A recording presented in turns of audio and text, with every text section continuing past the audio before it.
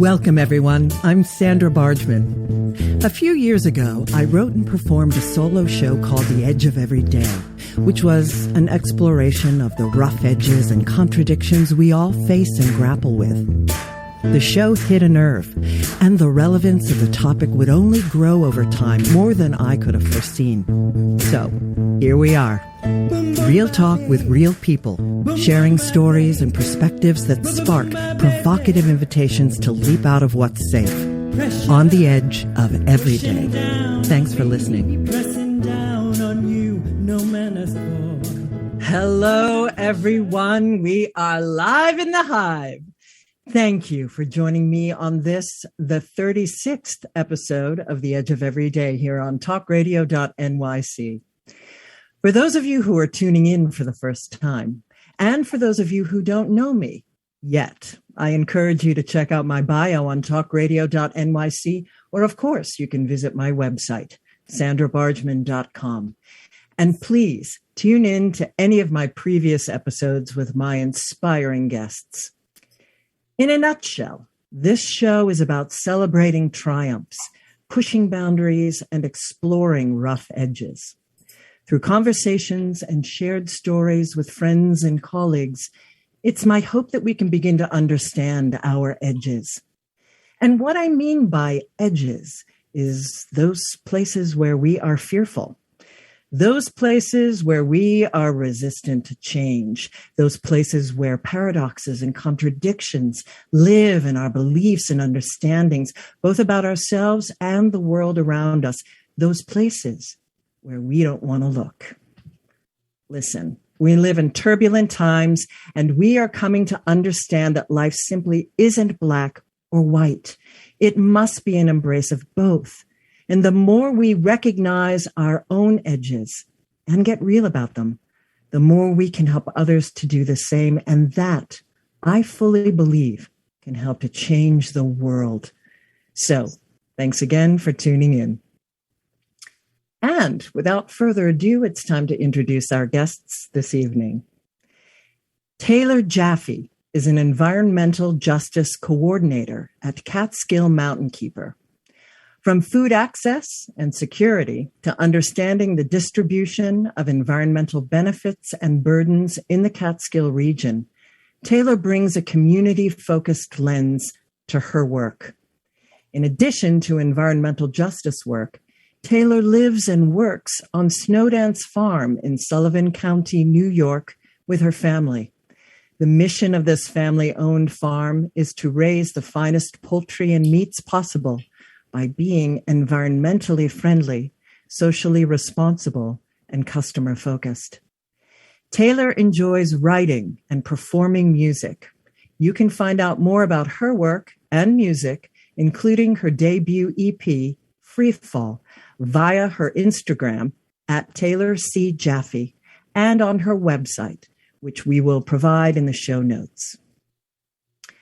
Cal Trumann is a climate justice advocate operating out of a transgender intentional community in the mid-Hudson Valley. They come from a rural working-class background with over 15 years in environmental fieldwork and solar energy. Experiences in resource extractive communities and extreme weather disaster relief underpin their commitment to implementing alternatives to fossil fuel power. From northern Maine to Appalachia, they have facilitated environmental conversations in communities across the northeastern U.S., grounded in an ethics of labor, racial, and gender equity. From leading children's science workshops to training activists to installing solar panels, their experience in many different aspects of climate education, conservation, and justice gives them a broad skill set to connect with individuals and communities and empower them to join the movement.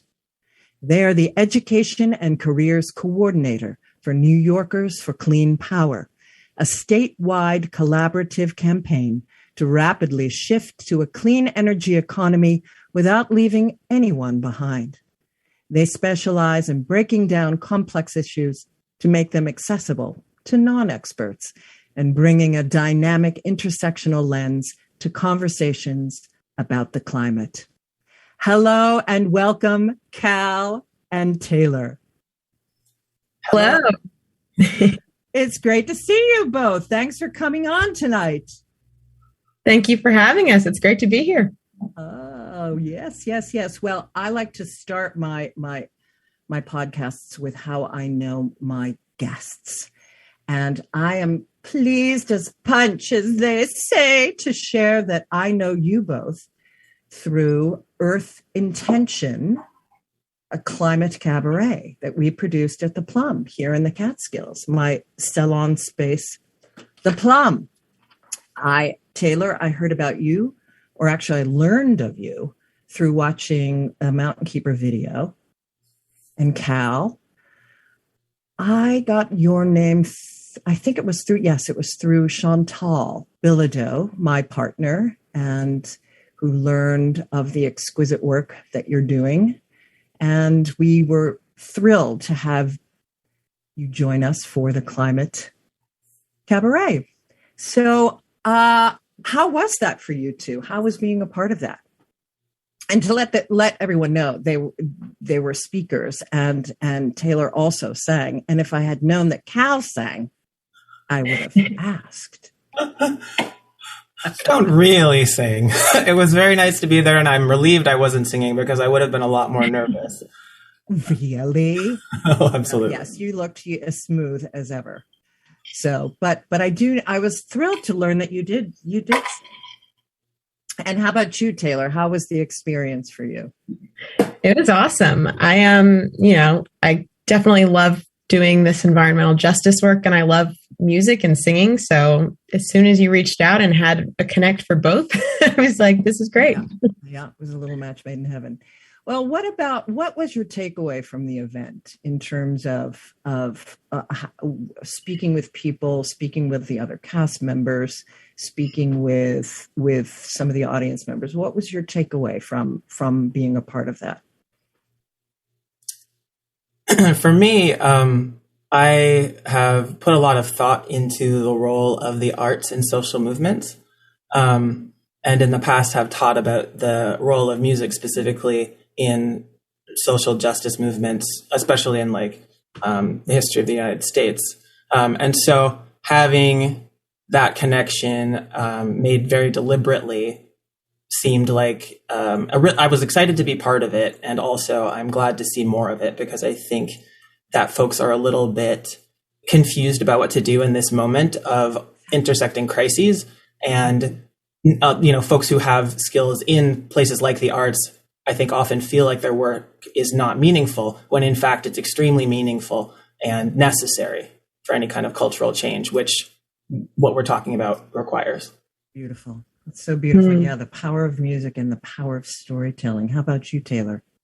Yeah, I really want to echo what you said, Cal. I mean, I think just, talking from folks who attended and watched, and then also the cast, it was so clear to really feel all of that emotion that we have around climate change and the climate crisis. But, as you said, Cal, just bringing music into that and bringing art into that is really a way that I felt empowered personally. And it, kind of like a little kick in the butt to do it more and really be able to get our message out that way. Yeah, it's I've had a few environmental discussions that intersect with the power of the storytelling and engaging people's emotions through storytelling, and the storytelling of music, and how moving, pushing people out of the overwhelm, which is always my biggest takeaway, is I personally feel overwhelmed, and I rest assured that everyone, and I put more energy into this than the average layperson. I mean, I'm certainly not I'm not you all, but, so speak to us about how you feel.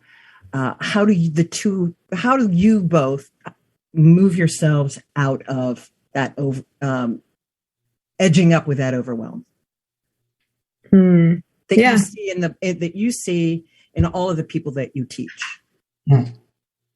Yeah, that's a good question. I mean, there's a lot of different ways to kind of navigate that. I think for me personally, reminding myself that this is what I'm doing and this is what I love doing is a great way to, feel like motion is happening, the movement is happening. But, it's something that's in every single part of our day. So, as much as I can educate myself to make good consumer choices and those tiny shifts that for me feel like a difference. And as much as I can, tell my friends that that feels good. And bottom line though is, it's going to take a lot more than just me. It's, we've got some corporations out there that can really take on a little more responsibility. Who can step up and change. How about you, Cal? As far as dealing with the overwhelm, I think there's a different answer if it's my own overwhelm or others. I think the best approach for sort of encouraging another person who's feeling overwhelmed about the climate crisis is, first of all, to acknowledge, of course, it's overwhelming. It's not that you're doing something wrong. It is an overwhelming situation. This is, a geologic scale problem that is beyond any one person's ability to be effective. And so that is overwhelming. And so what you have to do is you have to find the right level of zoom in and out to where you can be effective. And sometimes that is things like making a change in your individual house. Can you install solar panels at your house? Maybe you can, maybe you can't.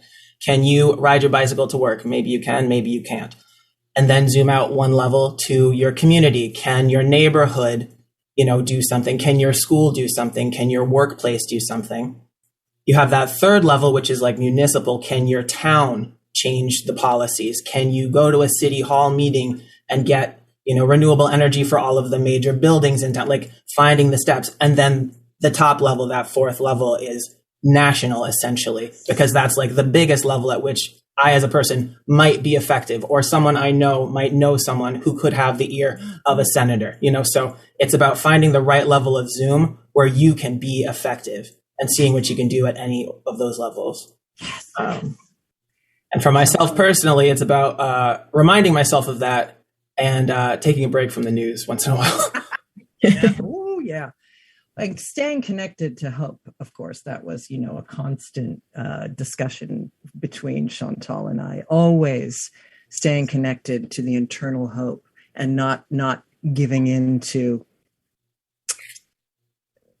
I'm not making a difference, or all of us aren't making a difference, or this is just too big. So thank you. Those are all great ideas and suggestions. Okay. So Taylor, you grew up on a farm and your parents are both from the city and decided to come up and farm. Yeah. What's that about? Trap me here. No. So until I was about 3, I was born in Manhattan and we lived there until I was 3. And, following 9/11, my parents, we had a weekend house in the Catskills in Livingston Manor. And following the crash of the Twin Towers, my parents, it's really a reset. They wanted to raise my brother and I, really, because my memories from before are really nannies a little bit. So we moved full time to our weekend home. And my dad, who grew up watching Little House on the Prairie, was just under the impression that the only thing people did in the country was farm. So we talked to a bunch of farmers, and after, kind of going through what wasn't going to work on the side of a mountain, which is, vegetables, and what wasn't going to work personally, cattle, for example, dairy, a little difficult. We settled primarily on poultry and just grew from there. And so the obvious question is that you're growing up on the land and having a family that all worked together in such simpatico with the land and in harmony with it has led you to this work. Would you agree? Absolutely. I mean, there are so many little instances of culture shock I had growing up and going to school and, meeting friends who maybe didn't get a chance to work with their family or didn't even, have breakfast all together. So certainly moments of culture shock, and very glad for this experiment that is, ongoing, that my parents embarked on. Oh, beautiful. And Cal, how did you grow up, and how did you come to the climate work that you are doing? Well, I grew up in Maine from the time I was pretty small. Initially northern Maine, and then I went to high school in western Maine. And the communities that I lived in had a lot of rural poverty, which is very different than urban poverty. I had a classmate in high school who he and his mother lived in a tent through the winter one year. It was pretty severe in some areas. And so I think seeing that gave me a really good basis of comparison for my own, relative ease. And I think also growing up in places that were very beautiful and that there wasn't a lot to do other than go outside, I think influenced my interest in being outside. And I also, I was born in 85, so I grew up with Captain Planet and the Planeteers, and I grew up with Fern Gully, and I really took those kinds of the early 90s environmental messaging in mass media to heart, it's really interesting how much that has totally disappeared. But that, as a small kid, I was into those 50 nifty ways to save the earth kinds of books. And as I got older, I didn't know what I wanted to do when I grew up, but I had ideas about what I wanted to help with, and I wanted to help make sure that the world, that the environment was protected. So beautiful. I found ways to do that. Here. Oh, it's beautiful. That's beautiful. And I want to pick up when we come back after the break. I'd like to pick up in that story and translate that into how you moved into your career and profession. When we come back with Cal and Taylor on the Edge of Every Day. Stay tuned. Are you a business owner? Do you want to be a business owner? Do you work with business owners? Hi, I'm Stephen Fry, your small and medium-sized business or SMB guy, and I'm the host of the new show, Always Friday. While I love to have fun on my show, we take those Friday feelings of freedom and clarity to discuss popular topics on the minds of SMBs today. Please join me and my various special guests on Friday at 11 a.m. on talkradio.nyc. Are you a conscious co-creator? Are you on a quest to raise your vibration and your consciousness? I'm Sam Leibowitz, your conscious consultant, and on my show, The Conscious Consultant Hour, Awakening Humanity, we will touch upon all these topics and more. Listen live at our new time on Thursdays at 12 noon Eastern Time. That's The Conscious Consultant Hour, Awakening Humanity, Thursdays, 12 noon on talkradio.nyc.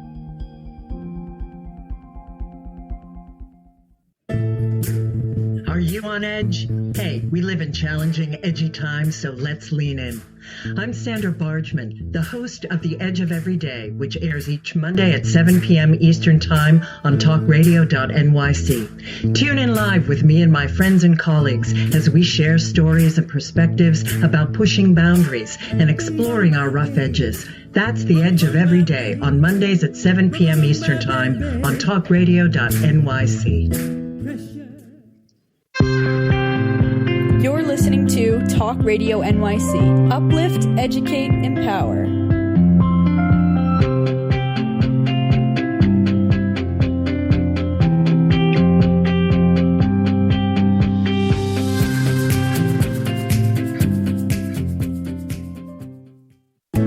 Chipping around, kick my brain to the ground. These are the days it never rained, but it on the edge of every day. And we are back with Cal Trumann and Taylor Jaffe, talking about environmental justice, talking about climate justice, and all that brings together. Before we dive into all of that, I would love for Cal to finish how that youth of being very focused on the outdoors translated moved you into your work, your professional work and career in the environmental world. Sure thing. Let me try to be a little more concise. Essentially, I went to college and needed a summer job and was looking for something that would keep me outside, and happened to be lucky enough to land an internship with the Nature Conservancy as a conservation docent. So I was doing habitat monitoring on a river and teaching people about leave no trace. I didn't study environmental science. I studied languages, but after college, I did a year of AmeriCorps Vista in Appalachia, in a community that had a lot of abandoned coal mines and Parents be listening. Yeah. So heavily polluted water from these abandoned coal mines. I did a handful of other seasonal environmental type jobs, field work, that sort of thing, and eventually got sick of getting laid off every winter and doing these summer jobs and then not having a job in the winter. And I got trained up to install solar panels because that's year-round work. So this is how I ended up installing solar, which I did for 3 or 4 years until I got injured. And then I had to pivot again. And at that point, I got into the education side of things because I know how the industry works and I know a lot about climate. And so being able to take that and share it with people is where that came from. Beautiful. And you are very gifted at it. Everyone that I spoke to about the two of you, what the presentations that you gave went on and on about your passion and what they learned from the very short presentations that you gave. And I want to mention to everybody who's listening in my great excitement to having young people on the show. I am really excited about your passion and how you share it. Okay, so let's dive in. But before we do, I have a interesting little quote here. Climate justice matters because we are in an era of racial and social reckoning. So, because environmental justice is the umbrella, let's start with you, Taylor. Tell us about your work with Catskill Mountainkeeper, how we can understand your work in the Catskills in a broader sense as it relates to environmental justice, and what is environmental justice as it relates to the climate crisis. There's just a few questions for you. Yeah. Feel free to give me a nudge if I'm getting off track. Totally. So I'm at Catskill Mountainkeeper. I've been there a little bit over a year now. And that work really started off with a need and a real desire to understand what communities are in the Catskill region and then what environmental benefits and burdens there are. So, when we think of the Catskills, we can think very clearly of those benefits, the, clean water that flows to New York City, our beautiful rivers, mountains, hiking, all of that. But we don't always see those burdens, especially since it's such a rural place. So my work with Mountainkeeper really started off mapping and finding the intersection between those burdens and then communities of color and low-income communities, especially. So from there, and kind of this was guided by an environmental justice framework. So to define environmental justice more broadly, it's really a lens or a framework that we can use to understand the intersection of racial difference and then environmental difference. So when we talk about benefits and burdens, that's really that environmental difference. And then, racial difference is really the biggest thing that we see in environmental justice work. But certainly income plays a role there too, of course. And then, thinking, we've got our environmental justice umbrella. And then if we zoom in on climate, we're kind of thinking of that as a zoom in because, in a perfect world, climate will be good. The climate should be stable. And we won't be in a climate crisis. And even then, even if we weren't in a climate crisis, we could still think about environmental justice in terms of how do these benefits and burdens overlap with our different communities. Give us an example of a burden. Yeah, great. So a landfill is a burden that, it's, first of all, no one wants to live next to a landfill. It's unsightly. And then there's so many other, health impacts that it would have and ecological impacts as well. So that's one example of a burden. Another big one for environmental justice is air pollution. So this is a little bit more for urban areas and something that we see less in the Catskills, but, where buses are located, things like that, where we've got these bus stations, often happens to be in Black and brown communities, especially. Indeed. Thank you for that. And Cal, now weigh in for us on what climate justice is as it relates to environmental justice. To speak more in depth about the nuances of environmental and climate justice. Sure.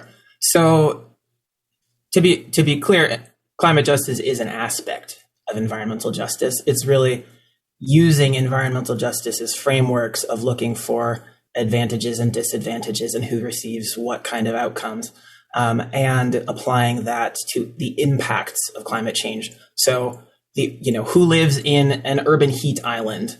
What trees have street trees, what streets have street trees in the city so that their neighborhoods are cooler versus the neighborhoods that don't have trees, which are hotter? Who lives there? Again, the bus depot question is also a good one. Who has to bear the burden of, for example, a gas power plant like Roseton or Danskammer, which are located in Newburgh, versus who has to bear the burden of a solar field? What is the burden of a solar field? It's the view. So we're talking about relative advantages, disadvantages. That's sort of a smaller scale. On a larger scale, we're looking at the impact of essentially the actions of the global north disproportionately affecting the global south. So the United States, Canada, China, we're talking about these Europe, or we're talking about large economies that have had a large climate impact. Yeah. And those impacts are disproportionately hitting countries that did not cause the harm. And so we're talking about island nations, essentially the global south taking that burden when they didn't cause the problem. Minor compared to the consumption that we have. Yeah. Well, this is a great seg into how does environmental justice intersect with other social justice movements? Cal, let's start with you. Sure. So climate justice is a feminist issue. Globally, women are more heavily impacted by the impacts of climate change, whether that's because they tend to do more caretaking activities that cannot be relocated, whether it's because they tend to do more of the cleaning. I'm thinking about stoves. You use the stoves that have a lot of particulate matter in most of the world that doesn't have high cleanliness stoves. It's women who are doing most of that work. And so by improving to higher efficiency, less carbon intensive cooking, you can also improve women's health. In disasters, it's usually women who have to take the children with them. It's like very frequently that women are disproportionately impacted in health and well-being when there's climate disasters, climate-related natural disasters. It's a racial issue for reasons that we've already sort of talked through. Where are facilities located? Where is being impacted? Who lives in low-lying areas? You've got rich people in their beach houses, and then you've got folks living in the bayou. And those are the two groups of people that you have living near the beach, right? So if the folks who don't have a choice to move, which also tends to be people who are poorer, economically disadvantaged people. So it's an economic justice issue. I think of disabled or the elderly. Exactly. All of these groups of people. If you're pregnant, if you have a disability, if you're young, it's hard to get out of a disaster zone. Yeah. Taylor, do you want to add anything to this? Yeah, really what we're talking about here is intersectionality. So this idea and this framework where, race, class, gender, and other individual characteristics overlap with one another. So as we're thinking about environmental justice and climate justice, housing, for example, we can't think about that without, especially in the United States, thinking about redlining and these historic practices that have, been based upon race and gender and class. And that's really how we got to this moment. And to get out of it, we're really going to have to address those root causes and those root isms, really. Climate justice and environmental justice won't really be able to happen without racial justice, gender justice, all of these. It's all so connected. And that's really the opportunity that we have in this crisis. Yeah, if I may add something. Before the interview, Sandra, you mentioned a handful of these types of lenses of justice, and one of the points you mentioned was prisons and the prison system. And it's also worth noting, we talk about who is more locked up in the United States specifically, right? So who's in these prisons, and it's considered a luxury to have air conditioning. And so as we're seeing record-breaking heat, and you're thinking, I'm so glad I have air conditioning. Well, most prisons are not air conditioned. And so who is disproportionately suffering from that heat in those areas? Not only the prisoners, but also the guards tend to be people of color. So, thank you. Yes. The tendrils just never end. So before we go to break, I'm going to ask the two of you to come up with two questions for our listeners that you might pose to them that could be calls to action in their understandings of all that we're discussing. And so we're going to go to break now. And when we come back, Taylor, I want to hear from you about frontline communities.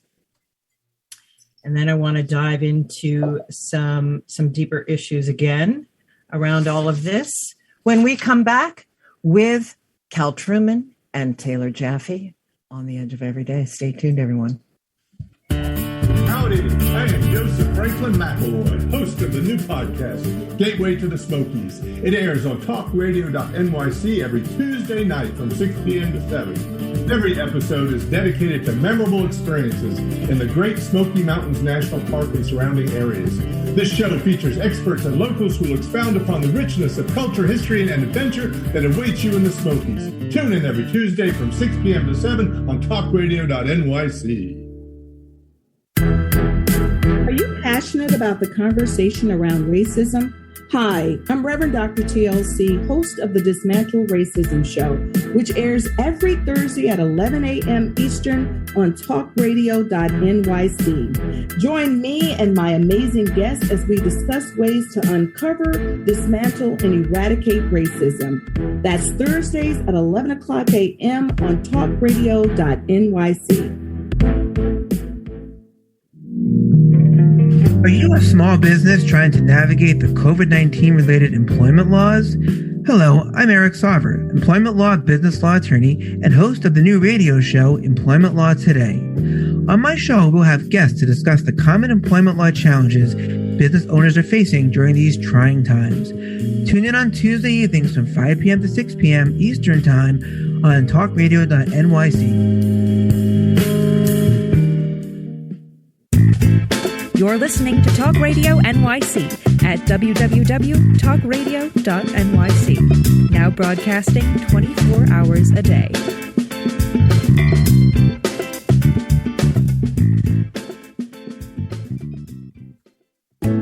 Chipping around, kick my brain to the ground. These are the days it never rained, but it pours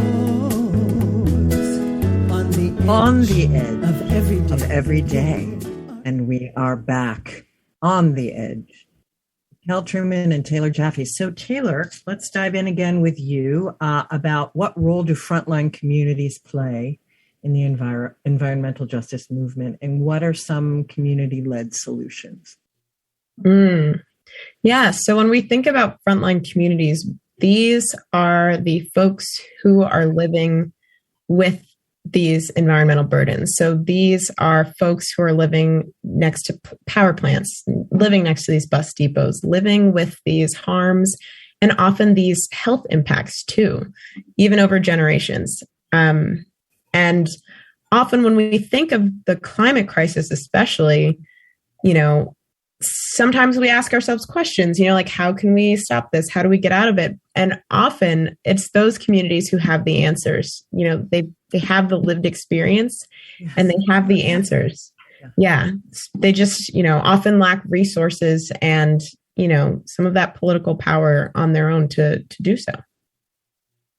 Wow.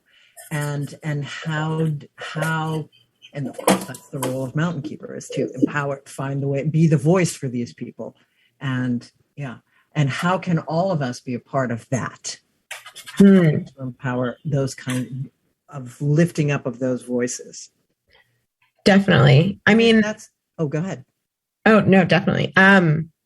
Yeah, lifting up those voices that maybe don't get lifted so often is really it's a topic for today. I mean, even social media platforms like Instagram and TikTok and Facebook, all of these, that we all use, that we're so used to interacting with, Black content creators, non-cisgendered content creators, it gets pushed under. So we really have to be, I try to be intentional about what content I'm seeking out, and then critical too about sometimes what content you see. And that's one way to just kind of start finding this. And I have to say this for our listeners, and you will speak up, Cal will speak up, and the person who is receiving that information needs to be in allyship and needs to be to understand that this is all learning, that we're all choosing to grow and to be better and to make this situation better for everyone. And that requires looking within. Okay, so I came across this in my research, and it just was so spot on. It actually made tears spring to my eyes. Climate justice advocacy must involve being extremely appalled by the last several centuries of inaction to lower carbon emissions, which is not a new or unprecedented form of inaction. It is connected to generations of ecological violence that have not yet been reconciled and are rarely acknowledged. So we move into environmental degradation and what is the relationship between cultural destruction and environmental loss. Can you speak to that, Cal? I can certainly try to. I mean, what we're talking about is, as far as the onus to reduce emissions, I really think that dates back less than 100 years, because that's about how long we've known that burning fossil fuels are causing specifically climate warming problems, but not pollution generally, and not harm on, and not degradation, exactly, and clear cutting, colonization, capitalism. Right. Mining, drilling, no coal miner ever said, man, I love having to go down in the ground every day to eat. It's all good with me. Right, exactly. I love this cough that I've developed. So I think one of the, if we want to zoom back that several hundreds of years, I think we're really talking about the folks who know how to steward land effectively have been removed from it mostly, and not permitted to do that. And we're finding that the indigenous practices for example, forest management drastically reduces these wildfires, right? Things like that. Like, the people who know how to care for the land should be allowed to care for the land. And that is not current status quo. And so I think when we're talking about like the long shadow of some of these issues, where it goes back essentially to this idea that you can come to a place that's new to you and decide that you know how to run the show, instead of talking to the people who already know how to do it and have been doing it for thousands of years. So, well, because we're zooming through this hour. Of course, it's always the case. I'm going to switch gears, Taylor, and go into before I get into some more solutions from both of you. I do want to speak with you, Cal, about your intentional community. Oh, sure. What is an intentional community, and what inspired you to found one? What piggybacks on what you were just talking about? Hello. And do you see it as a contributing solution to the climate crisis? Good questions. So, intentional community, I think the frame of reference most people have is like a commune, like 60s hippies. Like that's sort of the same. Like, a commune is a kind of an intentional community. Eco villages are an intentional community. a lot of religious organizations, like an ashram is an intentional community. Co-ops can be intentional communities. The idea is that it's a group of people who decide we're going to live together on purpose, and we're going to take care of each other on purpose, and we're going to share responsibilities on purpose. And, you know, in my case, I live with 5 other folks in what I don't have great words for, because language, you know, doesn't really have good words to describe this kind of a family, but it's a chosen family. And we split expenses. You know, if you know, we split duties of cooking. Somebody cooks dinner every night, but it's not you every night, you know, so that's a little easier. You know, someone walks the dog, but it doesn't have to be you every day. We got a garden. Some of the advantages on an environmental level are that you can buy in bulk, you know, even something as simple as that. You don't have to have your own vehicle because there are 2 cars here. And so you can take a car if you need to take a car, you know, that kind of thing. We can be deliberate about how we want to take care of each other. And so that's a big part of that.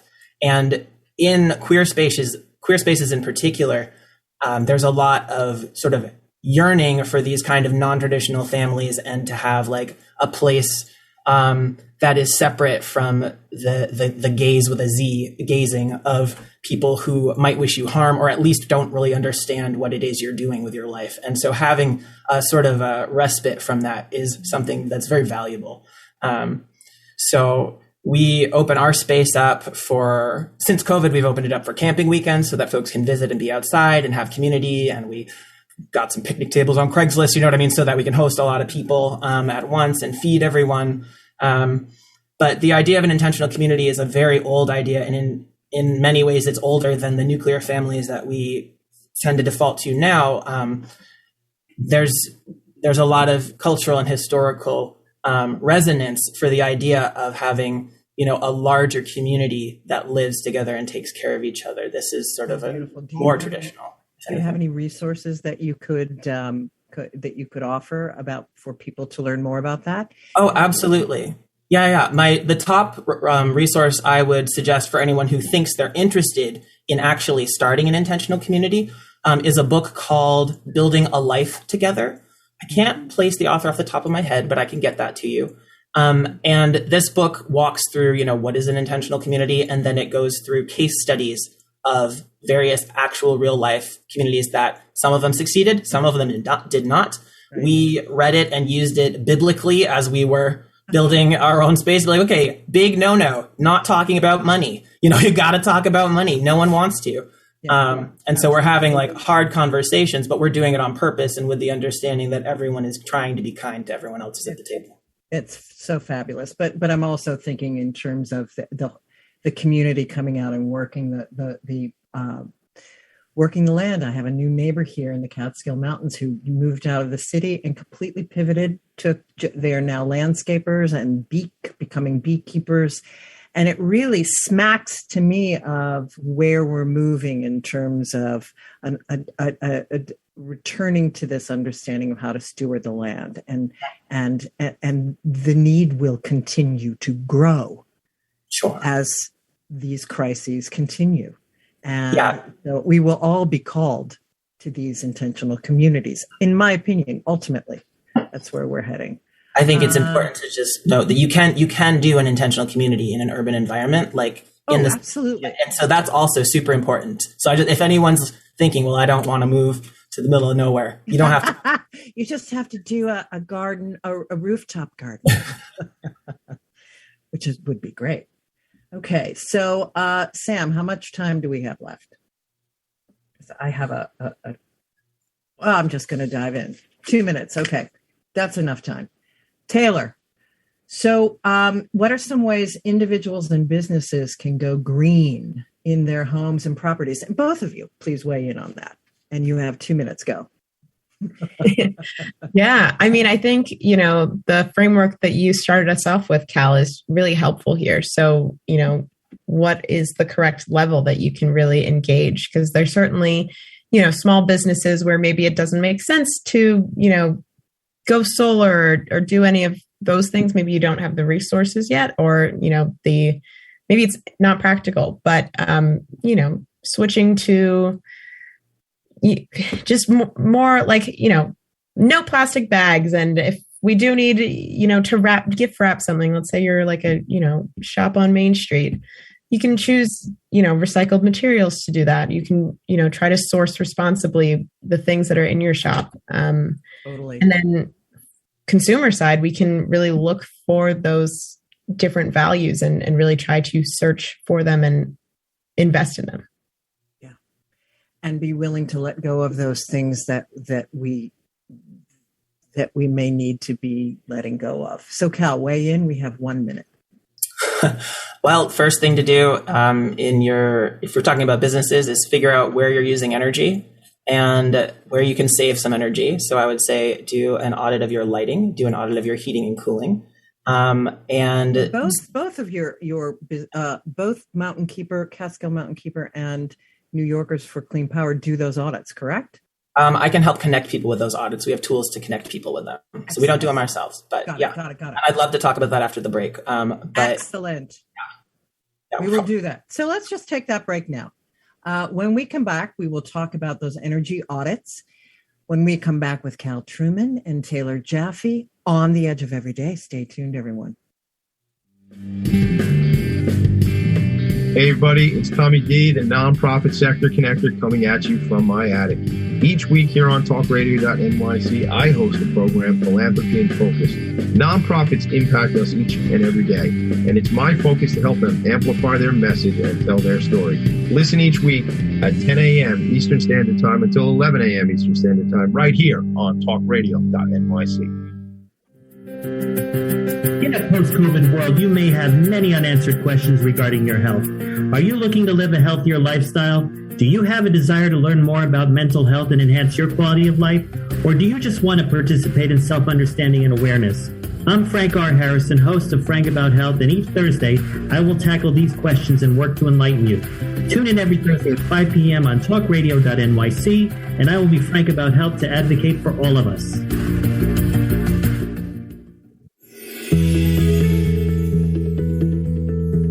Calling all pet lovers. Pet Avengers, assemble! On the Professionals and Animal Lovers show, we believe the bond between animal lovers is incredibly strong. It mirrors that bond between pets and their owners. Through this program, we come together to learn, educate, and advocate. Join us live every Wednesday at 2 p.m. at talkradio.nyc. You're listening to Talk Radio NYC at www.talkradio.nyc. Now broadcasting 24 hours a day.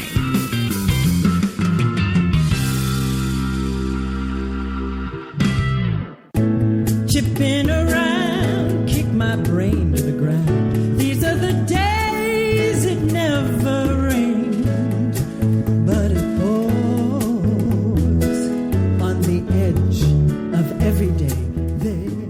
And we are back. So Cal, let's pick it up. Energy audit. Sure. Well, so I could take it one step back. People think, well, okay, how do I go solar? And maybe you want to go solar. But the truth is that in New York State, a third of our emissions come from buildings and a third of them come from transportation. So electricity is not the top source of those carbon warming emissions. So looking at your building, where you're using energy in your building, and looking at if your business involves a fleet, if you've got vehicles, those are some places to start. So the energy audit is a tool where a professional comes and helps examine your building and figure out where you've got drafts, where you should you upgrade your windows? Do you need more insulation? Are your lights out of date? Because, you think switching LEDs, okay, what could be less impactful than that? It turns out that it's actually very impactful. The city of Kingston just went to all LED streetlights and has seen an enormous savings in energy across the city. So it turns out that these little changes, because the lights are on the whole time your store is open, it actually makes a pretty big difference. So things like that, looking at, okay, we have 2 delivery vans. Could either of them be electric? How about for a consumer? For a consumer, we're talking about purchases that are environmentally friendly, or we're talking about homes? They're homes and the energy audit. Yeah. Yeah, perfect. So it's similar. The energy auditor would come to your house and they would walk through with you. They would test to see where you've got drafts, where you've got leaks, where air is coming in, help you figure out what are the most cost-effective ways to stop losing that conditioned air in your space. and could also talk you through if you have fossil fuel-based heating or cooling, or your hot water tank is an oil boiler. They can talk you through switching to high efficiency heat pumps for that, or geothermal, so something that would use electricity that could be provided by renewables. And that's a resource and they can get the ball rolling to set that up on your website. Absolutely. So yes, so New Yorkers for Clean Power has what we call clean energy coaches. There are a couple of folks who are on staff to take calls, essentially. We have a calendar where you can pick a time with them. And if you've been wondering, man, I wish I could go solar, but I don't really know where to start. Or, I'd like my school to, upgrade our heating system, or I want my work to have electric vehicles. I don't know how to start this process. These are experts who will talk to you for 45 minutes. There's no charge and they're not selling anything. So you don't have to worry, like the only reason they said I should get geothermal is because they're trying to sell me a geothermal system, for example. And so this is free. It's on our website, nyforcleanpower.org. That's fantastic. So Taylor, talk to me about some of the resources that are on the Catskill Mountainkeeper website. That's a great question. Yeah. I would say our primary means of education, we often do a lot of webinars, which is, in fact, how we got connected. Yes, indeed. So, Mountainkeeper is certainly we're a mean light team. And, part of the great thing about that is we get to work with a lot of great people. So in those webinars, you'll find, a lot of experts where we maybe don't have the capacity to be experts ourselves, who really have a lot of that information and more of that information. And, keeping our library of webinars on our main page is really a great way for us to make sure that that's accessible too. Yes, I have checked it out and it is wonderful. Quickly, not quickly, poignantly, but not forever. I'm really, I had a woman on, Harriet Sugarman, who my mentor for when I did the climate reality training with Al Gore, and she's fantastic. She calls herself Climate Mama, and that's the name of her website. And she has a book, and she's a professor, and she speaks beautifully. And we touched on very briefly, but the mental health issue for young people. I mean, I can't speak to me about what the two of you feel and how you are experiencing how where we are in this process, having so often adults making the wrong decisions. Where are you all with your understanding of mental health with young people? Where are you personally, and where are you across the board with the people that you come across? Yeah, I mean, personally, I'm frustrated. I think that's probably a kind way of saying it. Right. I mean, I think really pissed off. Exactly. It's so completely, frustrated, and it's so easy to feel overwhelmed. And I think, that's really where we kind of started this conversation. So frustrated and overwhelmed, but, I see that people feel that. And I also, the more that I'm really able to connect with, the elders in this movement, these are feelings that have been felt and still they persist. Like, these are folks who keep on. And that really is the bottom line, that, it's okay to feel frustrated. It's okay to feel overwhelmed.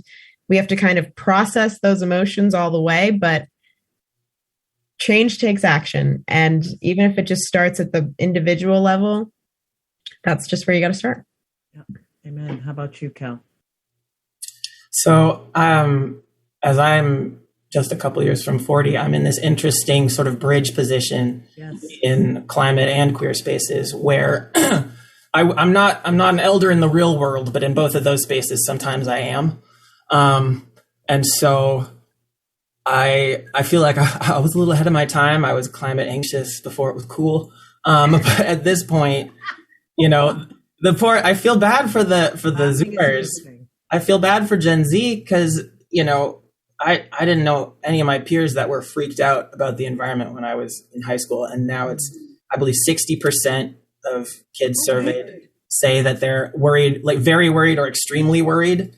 And I would say extremely worried should be a concern to all adults. And almost half said that they think about climate change every day, or that it affects their feelings about the future and their daily lives. Processes. Right, exactly. And so my coworker has talked to me about how she used to want kids and now doesn't. You know, it's like that kind of thing where like people are making these big decisions based on whether they think we have a livable future. And that's extremely bleak. So I think it's important for those like younger folks to know that just because the voices that you're hearing are from the people who have failed you doesn't mean that everyone has failed you. Like, it is really important to know how many people are working every day to make sure you have a livable. Absolutely.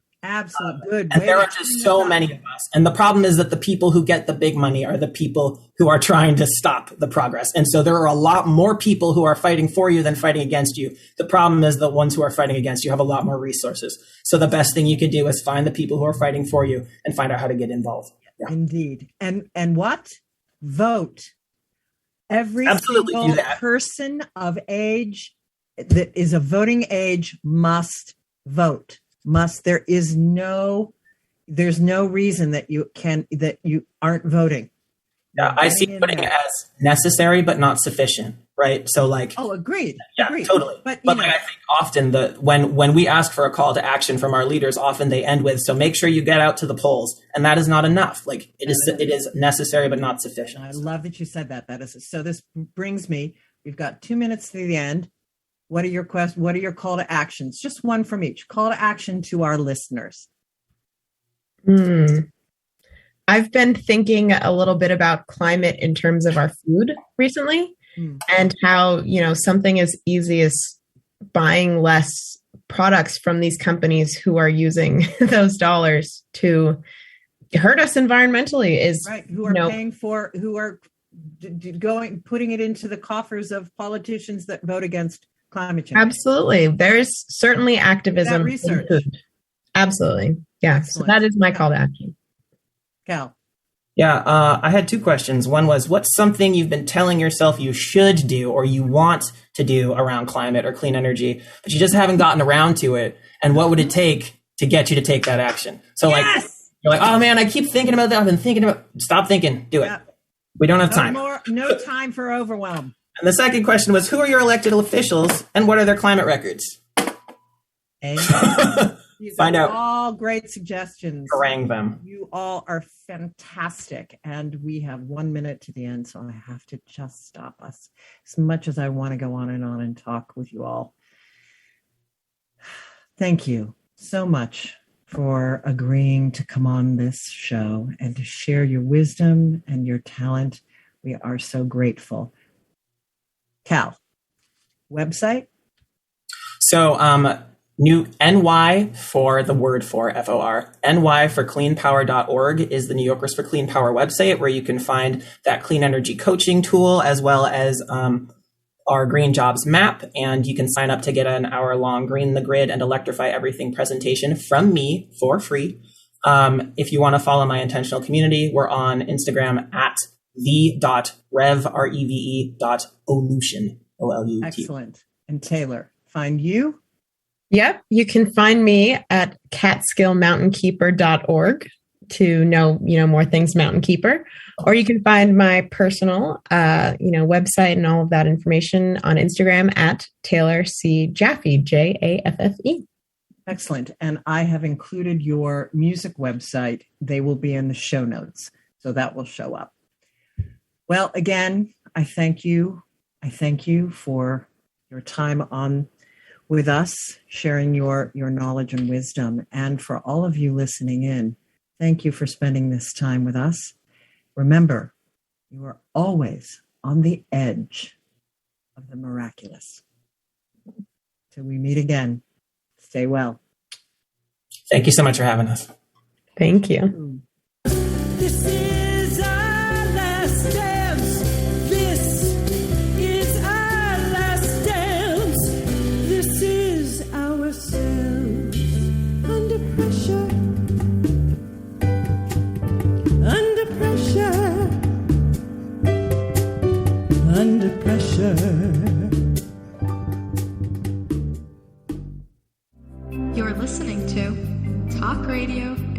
NYC. Uplift, educate, empower.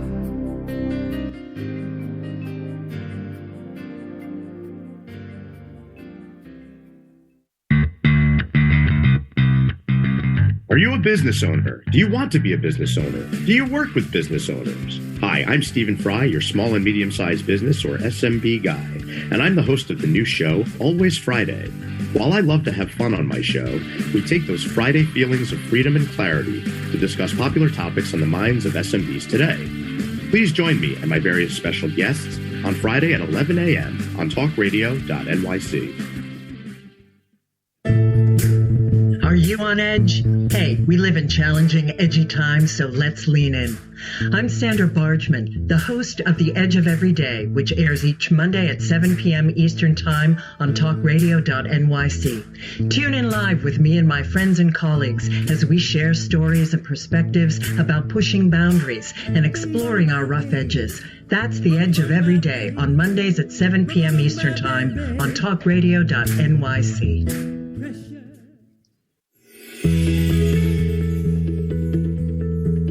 Calling all pet lovers. Pet Avengers, assemble! On the Professionals and Animal Lovers show, we believe the bond between animal lovers is incredibly strong. It mirrors that bond between pets and their owners. Through this program, we come together to learn, educate, and advocate. Join us live every Wednesday at 2 p.m. at talkradio.nyc. In a post-COVID world, you may have many unanswered questions regarding your health. Are you looking to live a healthier lifestyle? Do you have a desire to learn more about mental health and enhance your quality of life? Or do you just want to participate in self-understanding and awareness? I'm Frank R. Harrison, host of Frank About Health, and each Thursday, I will tackle these questions and work to enlighten you. Tune in every Thursday at 5 p.m. on talkradio.nyc, and I will be frank about health to advocate for all of us.